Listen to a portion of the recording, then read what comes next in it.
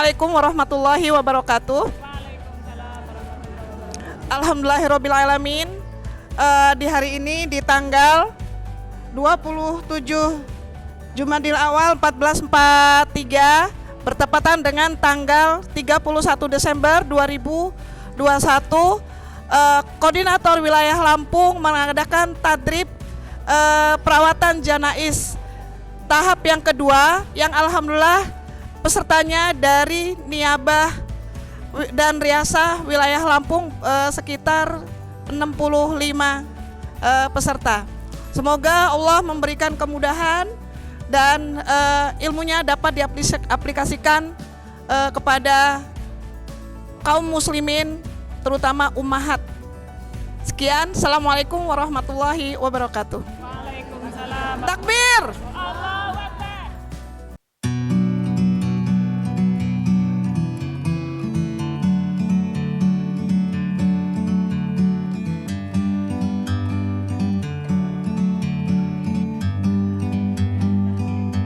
Like a bird on a tree, I'm just sitting here. I got time, it's clear to see. From up here, the world seems small. We can sit together. It's so beautiful, you and me. We meant to be in the great outdoors, forever free.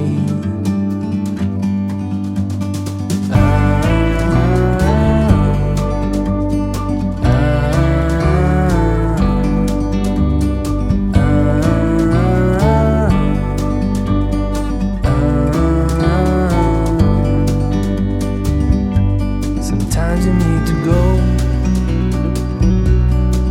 and take a step back to see the truth around you. From a distance you can tell.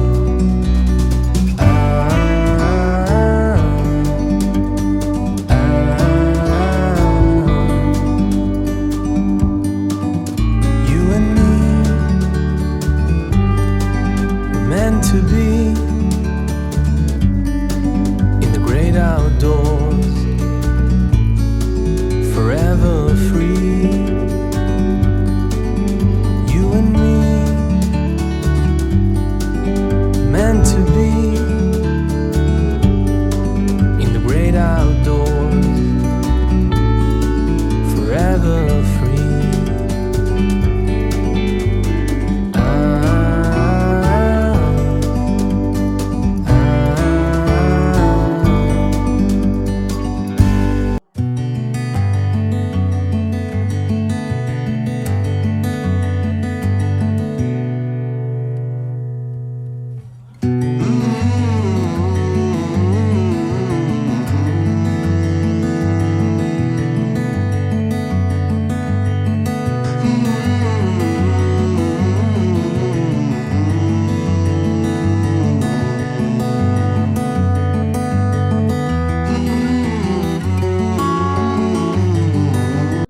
Akhirnya apa?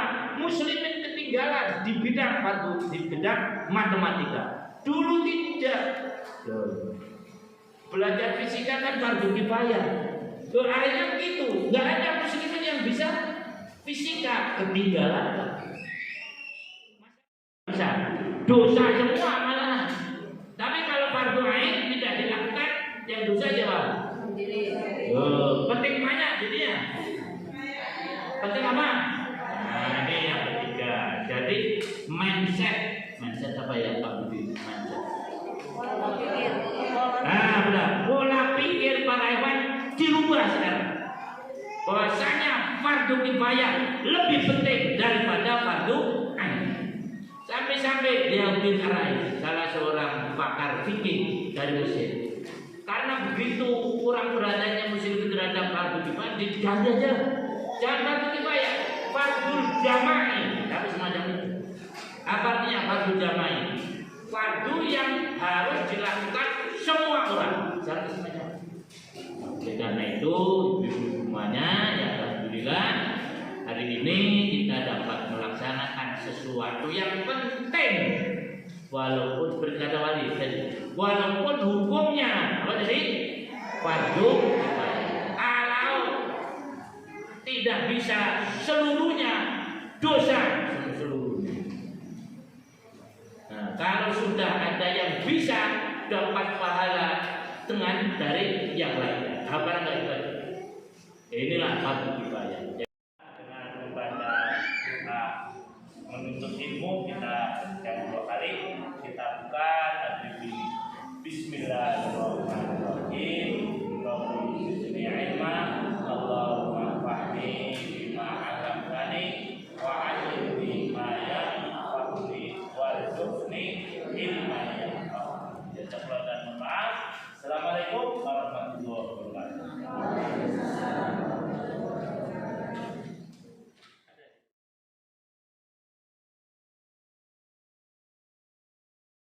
Ustadz Mastur MHI. Kepada Ustadz Mastur MHI dipersilakan. Mati, pokoknya mati udah ketentuannya udah ada. Mati itu kan banyak ya, ada tuwafa gitu ya. Tuwafa itu kan wafat gitu ya Bu ya. Wafat itu kan mati. Wafat itu artinya sempurna. Kan tadi ayat Az-Zumar juga disebutkan innama tuwafa, disempurnakan.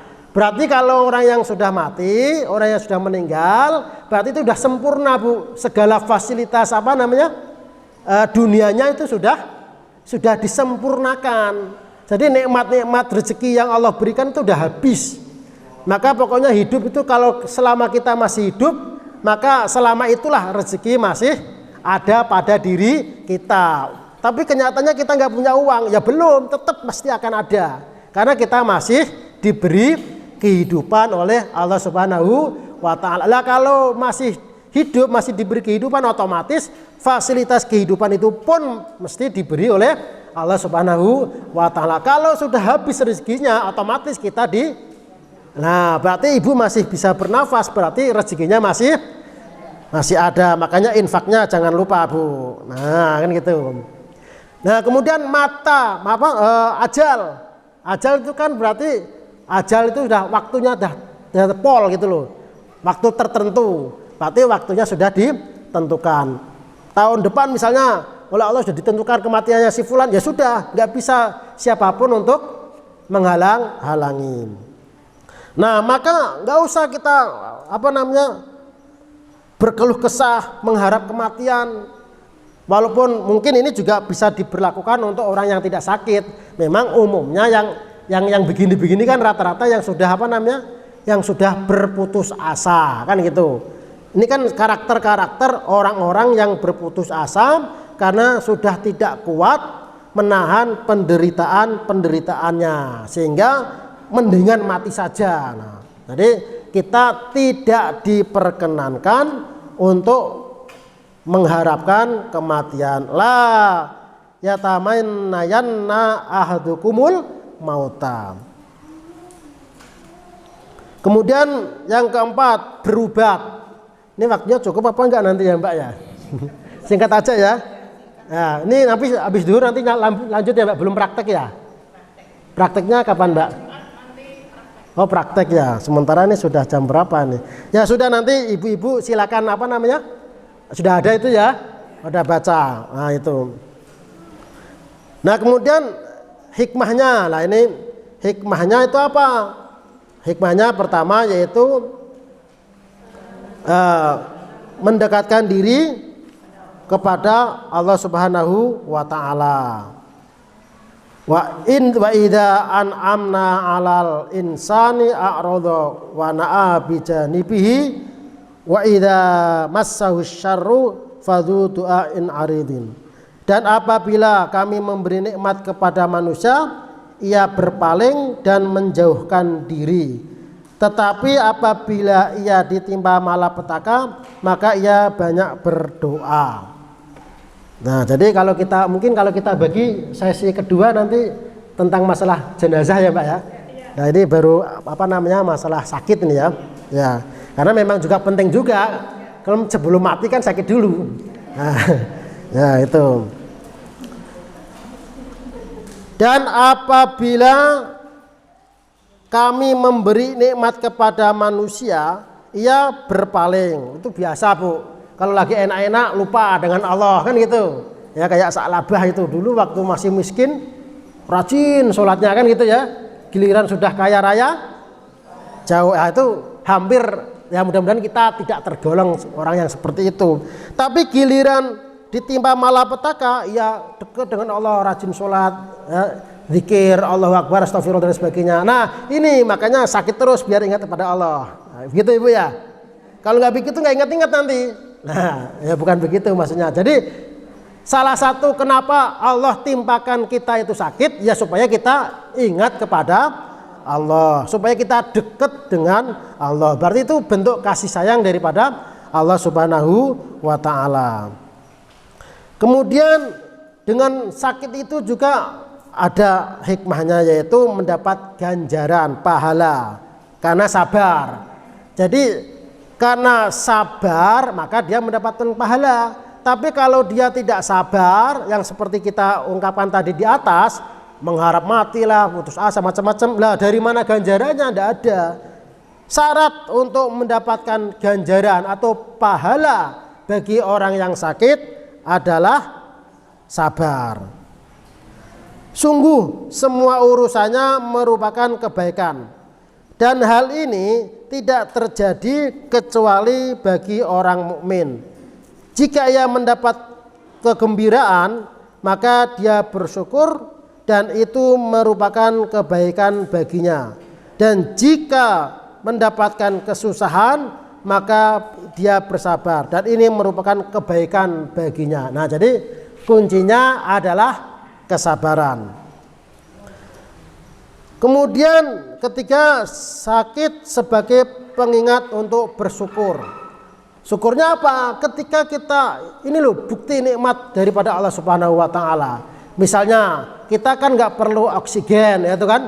Coba kalau kita pakai oksigen itu berapa? Kita sakit nafas itu loh. Terus kita memerlukan apa? Tabung oksigen itu berapa juta. Tapi sekarang kita mana coba nggak ada apa? Tabung sama sekali. Nah ini kan bukti kita supaya bersyukur atas segala nikmat daripada Allah Subhanahu wa Ta'ala. Misalnya ibu-ibu penglihatannya masih normal. Kalau saya ini sudah agak kurang normal, kalau membaca begini harus saya lepas lagi, pasang gini supaya ibu-ibu kelihatan. Nah, ini kan ngerepotin ini sebenarnya. Berarti kan berkurang. Tapi alangkah nikmatnya kalau mata kita ini masih apa? Sehat, masih sempurna. Nah itulah bukti kalau dengan rasa sakit itu kita akan bisa mensyukuri atas nikmat-nikmat sehat yang Allah berikan kepada kita. Nah kalau sakit nggak bisa kita kesini. Kemudian menjadi momentum untuk evaluasi diri. Wa ma asobakum min musibatin fabima kasabat aydikum wa ya'fu an katsirin. Dan apa saja musibah yang menimpa kamu maka adalah disebabkan oleh perbuatan tanganmu sendiri, dan Allah memaafkan sebagian besar dari kesalahan-kesalahanmu. Nah inilah Bu, coba sudah membuat kesalahan. Jadi kan sakit itu kan yang membuat itu kan manusia itu sendiri. Kan gitu. Karena mungkin faktor makanan, karena mungkin kurang istirahat dan sebagainya, ngotot gitu sebagainya. Kemudian ditimpakan penyakit. Itu sebenarnya kan apa? Karena tangan-tangan manusia itu sendiri. Itu pun Allah tidak marah. Bahkan apa Bu? Wa ya'fu an katsirin, Allah masih memaafkan. Nah, jadi kita harus evaluasi diri. Kenapa saya bisa jatuh dari motor? Kenapa saya kok perutnya sakit? Oh mungkin terlalu makan sambal kan gitu. Berarti itu evaluasi diri. Kemudian sakit bisa menghindari dari siksa api neraka. Sebagaimana hadis Rasulullah SAW bersabda, sakit demam itu menjauhkan setiap orang mukmin dan api neraka. Sakit menjadi penghapus dosa.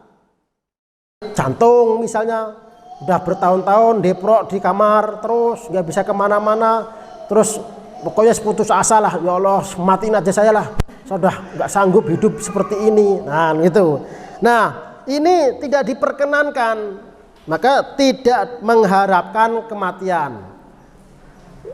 Sebagaimana hadis Nabi Muhammad SAW, an Jabir bin Abdillah qala, dari Jabir bin Abdillah berkata, qala Rasulullah sallallahu alaihi wasallam, Rasulullah sallallahu alaihi wasallam bersabda, la tad'u ala anfusikum wa la tad'u ala auladikum wa la tad'u ala khadamikum wa la tad'u ala amwalikum la tuwafiqu minallahi tabaraka wa ta'ala sa'ata nailin fiha ata'un fayastajiba lakum. Rawahu Abu Dawud. Dari Jabir berkata, Rasulullah sallallahu alaihi wasallam bersabda, jangan kalian mendoakan yang tidak baik atas diri sendiri. Nah jangan Bu, nggak boleh Bu. Ya walaupun mungkin sesakit hatinya kita, ya jangan kita mendoakan untuk diri kita dengan doa yang apa namanya tidak baik. Dan juga anak-anak kalian, nah itu kan kadang-kadang oh dasar kamu nih anak setan, diatur susah bener lah bapak, berarti ibunya sama bapaknya apa? Setan kan, biasa tuh anaknya kan bandel-bandel tuh ibu. Nah ribut aja ibunya lagi ngaji tadarus, anaknya pecicilan. Nah terus ibunya marah-marah, oh kamu ini gimana sih ibunya ngaji nih, dasar anak setan.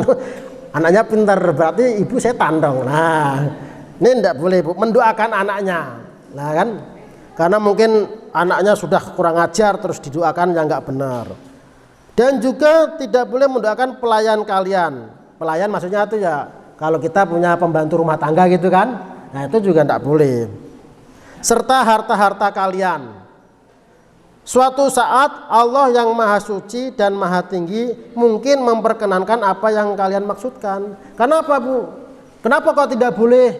Karena khawatirnya nanti doa yang kita ucapkan karena ketidaksenangan tadi dengan ya katakanlah apa ya namanya, kalau melaknat kan terlalu apa namanya, terlalu kasar, terlalu tinggi ya, apa ya namanya ya, ya pokoknya marahin gitulah ya, marahin dengan apa namanya, dengan kata-kata yang tidak baik gitulah. Nah khawatir stres, bingung lah, ya Allah ya dimatiin saya aja lah, saya bingung, saya nih mau bunuh diri takut ya kan gitu. Tapi kan akhirnya ada juga yang bunuh diri kan begitu ya, ya putus apa yang masih ABG yang putus cinta, yang pokoknya macam-macam sampai bunuh diri. Nah ini kita ini tidak boleh ya, ya Allah saya udah nggak sanggup menghadapi ujianmu ya Allah. Nah ya Allah matikanlah saya udah nggak mampu ini gitu. Nah terus kalau begitu bagaimana caranya? Nah ada solusinya Bu. Nah ya, tetapi katakanlah ya Allah hidupkanlah aku selama kehidupan itu lebih baik bagiku, kan gitu. Ya Allah kalau memang engkau masih menghendaki dia hidup, ya hidupkanlah ya. Terus dan matikanlah apabila kematian itu lebih baik bagiku. Nah ya kita semuanya mungkin juga bisa berlaku. Misalnya kita melihat saudara kita kok kayaknya apa namanya menyedihkan ya, apa mati tak mau hidup pun segan, nah, gitu ya. Karena gimana Mbak? Oh gitu ya, ya pokoknya yang seperti itulah. Nah ini kan menyedihkan ya, menyedihkan kita kalau lagi sakit ya sabar, jangan apa namanya, jangan merintih terus mengharapkan mati gitu. Kemudian dalam hadis berikutnya juga disebutkan dari Anas bin Malik, ya Indonesianya aja ya, janganlah salah seorang dari kalian mendoakan untuk kematian karena kesusahan menimpanya. Nah, paham nggak Bu maksudnya Bu?